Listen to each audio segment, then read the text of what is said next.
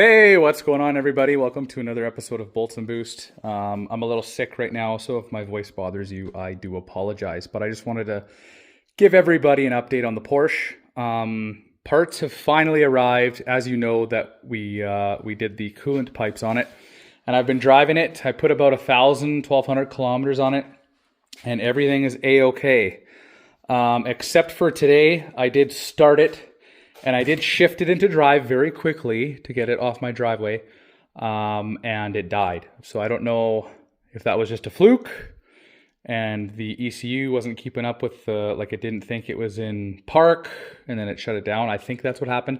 But anyway, it's been problem free otherwise. So what we have in front of me here is before I get flamed here, I just want to let you all know that I was going to buy OEM Porsche stuff, but I just could not justify. So one spring from Porsche is $500, and it's a very long, there is Mosquitoville in my garage right now.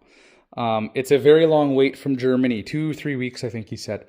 So I bought all of this from Rock Auto for, let's call it $700 to my door. So we got two front Monroe, and then we got two rear FCS.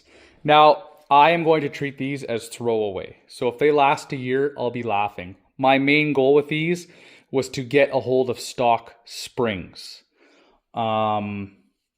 These have lifetime warranty. These have a year warranty. Everything that I have found other than OEM Porsche is made in China or Bilstein, which is where I'm kind of headed. So after the Porsche is lifted, which I'm going to show you guys here soon. After the Porsche is lifted and driving and we have some trail time, I'm going to replace all of these with a nice set of Bilsteins. I just want to make sure that these will go on, the lift will go on, the vehicle's happy, and then I'll spend the money on some Bilsteins. That being said, I bought some tires today, and I'm going to show you the lift here. So ultimately, this is what I went with, 50 millimeter lift, which equates to about a 2-inch lift on the Cayenne, which isn't, from what I understand, the maximum. The maximum is 2.5 until you have to drop the subframe, but everyone recommends at 2.5, you do drop the subframe anyway. So I went safe, the highest safe limit, which is 2 inches.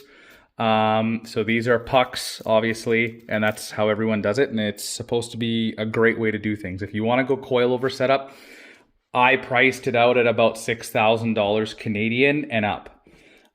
So it gets pretty crazy really fast. And I'm not going to throw a bunch of money at something that I just don't know yet. All right, moving on to the tires. I found a set of brand new BFGs KO2s on Marketplace for $600, and they are literally brand new. They still have the nubs on them. So that is a steal of a deal. The only problem is, and I'm not really seeing it as a problem, again, I'm just feeling this thing out. CKO2s is the size. So 265 60 18 versus a 265 65 18, which is kind of considered the maximum you can go on the Cayenne before you start having to really chop it up. So again, I'm going with these just to feel everything out, see how it fills the well. They're an amazing tire, like $600 for these. I could not say no. The Porsche is going to look fantastic with these on it, and I'm going to have a bunch of traction. So I'm not too sad about that. One thing, in addition to all, I wanted to say that the lift is a Tima 4x4. That's the brand, and they're highly rated. Those, I believe, came out of Dubai, and they were like $400 to my door, duties, all that jazz. All right, so in addition to the lift, the brand new struts, quick struts on all four corners, and the new tires, I purchased a brand new kit. I think it was from FCP Euro. It was through a Canadian company though. And it comes with all the top of the line stuff for a transmission drop and fill. So a Mayle, I think, MEYLE, if I remember correctly, filter. I'm not familiar yet with the German stuff. Filter, and then I got all the Porsche O-rings. I got a Porsche pan gasket and Porsche hardware, I do believe. And then it also came with Liqui-Moly ATF 1200, which is supposed to be a good drop and fill substitution. So transmission, everything should be good on the Porsche. There is not one fluid on that vehicle that hasn't been touched by either myself or in Japan. And I say that because the brakes, I think, were done in Japan.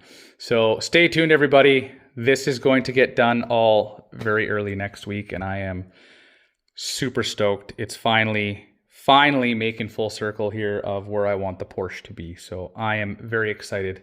And as always, you guys stay tuned for what's to come. And I'll keep you in the loop as soon as it gets back from my buddy here. So till the next one, peace.